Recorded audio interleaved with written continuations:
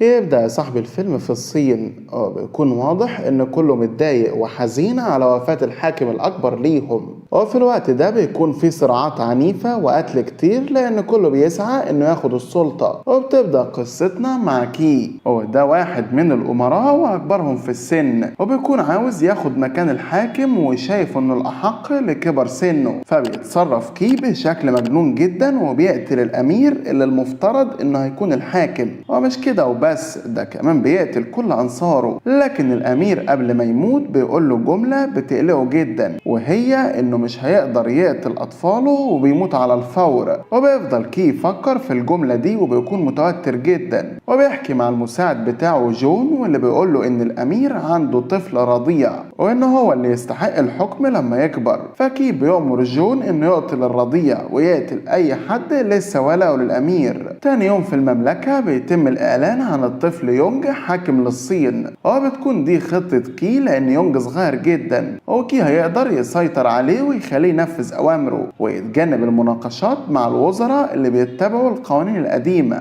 بعدها بنشوف واحد من الوزراء بيقترح على يونج إنهم يبنوا مقبرة للجنود اللي ماتوا في الحرب الأهلية، فكي مش بيعجبه الكلام وبيقول ليونج يرفض الاقتراح ده، فيونج بيرفضه فعلا. والوزير بيكون فاهم الخطة بتاعت كي فبيقرر يقتله بتهمة التمرد. وبعد وقت قليل بياخدوا الجنود الوزير دار البلدية وبيقدموها على الفور علشان يشوف التمرد اللي بجد. بعدها بنشوف تين والعم شاو والعم جو بيستعدوا لأنهم يسيبوا البلد، وبتطلب منهم ناين المساعدة للهروب من الجنود. وناين دي أم الرضيع اللي هيكون الأمير، لكن الطفل بيعيط فصوته بيفضحهم وبيكشفهم الجنود وبيطلقوا السهام على الكوخ اللي موجودين فيه وبيقدروا يقتحموا الكوخ. وبيكون في ست مجهولة بتراقب اللي بيحصل، وبيكون جنود جون مشتبهين في تين انه مش مجرد بياع فحم لكنه قائد ماهر. لكن جون مش بيهتم لانه عايز الرضيع مقتول هو وناين. وفي النهاية بيقدروا تين وشاو وناين انهم يهربوا بعربية الفحم، لكن الجنود الملكيين بيوقفوا العربية والطفل بيكون مستخبي فيها. ولحسن الحظ بيكون الجنود محتاجين الفحم فعلا،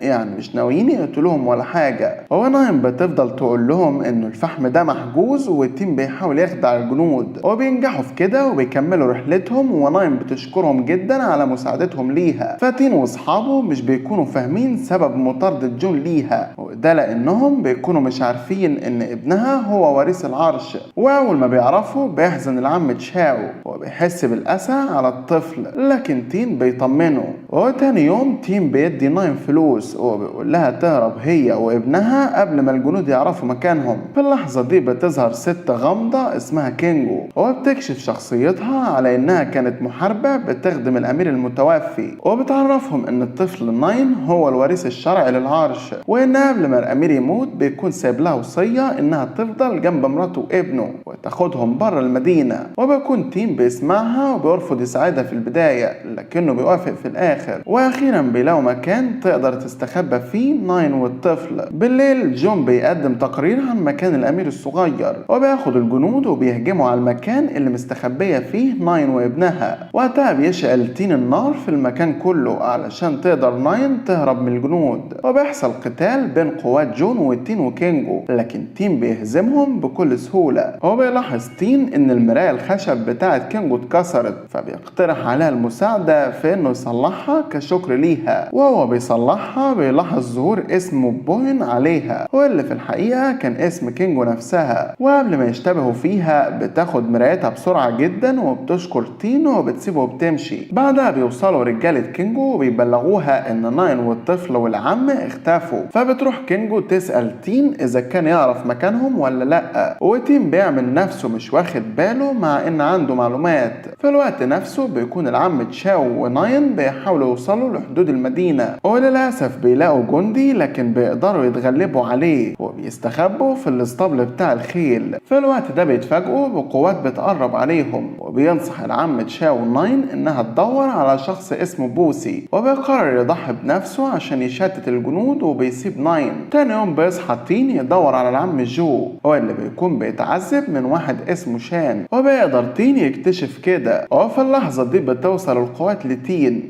واحد من رجالة جون بيكتشف ان تين كان قائد سابق في القوات المتحركة، هو اللي نجا من معركة مميتة، يعني محارب شديد جدا. وبيكشف تين عن هويته وبيأكد كلام رجالة جون والعم تشاو، واللي بيتصدم صدمة كبيرة في تين وما بيكونش مصدق. وبيستخدم جون حزن العم شاو عشان يتلاعب بيه وبيطلب الانتقام، فبيدي العم شاو لجون سيف علشان يقتل تين. لكن في اللحظة الأخيرة بيحول العم تشاو السيف ناحية رجالة جون، فبيروحوا رجالة جون يمسكوا العم تشاو، واللي بينصح تين انه يفضل يحمي ناين وابنها للنهاية، وبيموت بعدها على الفور. بعدها بيستعيد تين قوته، لكنه بيبقى متأثر بذكريات العم تشاو جدا، وبيلاقيه جون ورجالته وبيحصل ما بينهم قتال تاني، وبيقدروا يأسروه وياخدوه على السجن الملكي. في الوقت ده بيتم تعذيبه بشكل صعب جدا علشان يكشف عن مكان ناين وابنها، لكنه بيرفض الخيانة حتى بعد التعذيب. في الوقت ده كينجو بتقدر توصل ناين والطفل لبوسي بالسلامة، وبعد ما ناين بتتكلم مع كينجو بتسيبهم وتمشي. وبيدخل رجالة كينجو على ناين وبيحاولوا يتحرشوا بيها وبيقولوا لها انها مهددة بالقتل، وبتحاول ناين تدافع عن نفسها وصوتهم بيعلى جدا. فبيسمع بوسي ولونج وكينجو الصوت وبيروحوا بسرعة يشوفوا فيه ايه. وقتها بتزعق ناين مع كينجو وبتشتكي ان رجالتها عرفوها انها مهددة بالقتل وان كينجو مش حد كويس تأتمن نفسها عليه. فبنتفاجئ باعتراف كينجو ليها انها اصلا بتحاول تحميها علشان توصل لاغراض تاني، وان كينجو من نفس بلد ناين وانها مش طايقاها وتتمناها تموت هي وابنها بسبب المشاكل اللي عاملاها للبلد بتاعتهم.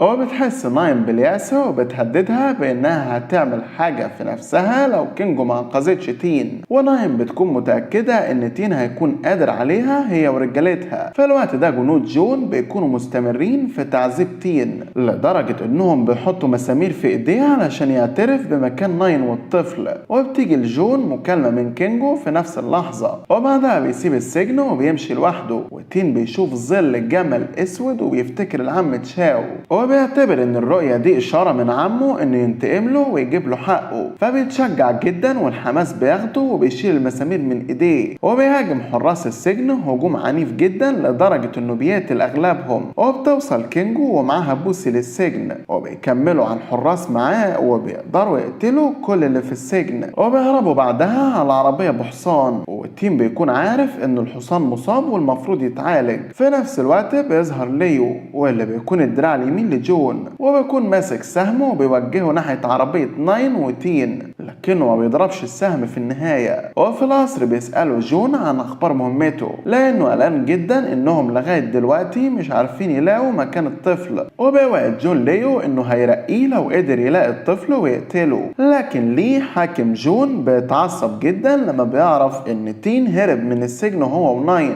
وبيسحب رتبة جون وبيخلوا ليو هو اللي يمسك مكانه. في نفس الوقت بيكون بوسي بيراقب تين، لكنه لما بيصحى بيديله برشام مقوي يساعده، وبيهتم بعلاجه من آثار التعذيب اللي حصلت له في السجن. وبيديله الناي تذكار للعم تشاو. وقتها بتعترف كينجو انه تشاو كان باباها، ومع ذلك هو برضه اللي كان السبب في وفاة امها، وكان سبب كمان في موت الامير واللي كانت بتحترمه جدا. على الرغم من كده فهي مصممة برضه انها تنتقم من جون واعوانه علشان تجيب حق ابوها. بعدها بيروحوا في رحلتهم لمعبد ديني، وبيأدوا هناك طقوس خاصة لحماية ابن ناين، لكن ناين بتكون لسه مقلقة من كينجو انها تقرب من الطفل او تأذيه، وده لان نواياها اصبحت مجهولة بالنسبة لها. وهي بتستعد للطقوس بتفتح الصندوق اللي جايب بوسي، وبتشوف فيه تجهيزات ومعدات الحرب القديمة ايام ما كان بوسي قائد للجيش. وبعد وقت قصير بيلبس بوسي درع الحرب وبيتمرن على استخدام سلاحه. وفجأة بتدخل كينجو الأوضة اللي فيها الطفل، وبتتفاجئ بأنه اختفى وبتتجنن. وبتطلع بسرعة من الباب الخلفي، وهناك بتلاقي ست عجوزة شكلها غريب وبتتصرف تصرفات مشبوهة. وبتتصدم كينجو لما بتلاقي الطفل معاها وبتروح تاخده منها، لكن بيتضح في الآخر إن الست دي أساسا شغالة مع تين لحماية الطفل. وبيظهر تين وبياخد الطفل بسرعة وبيروح يرجعه لناين،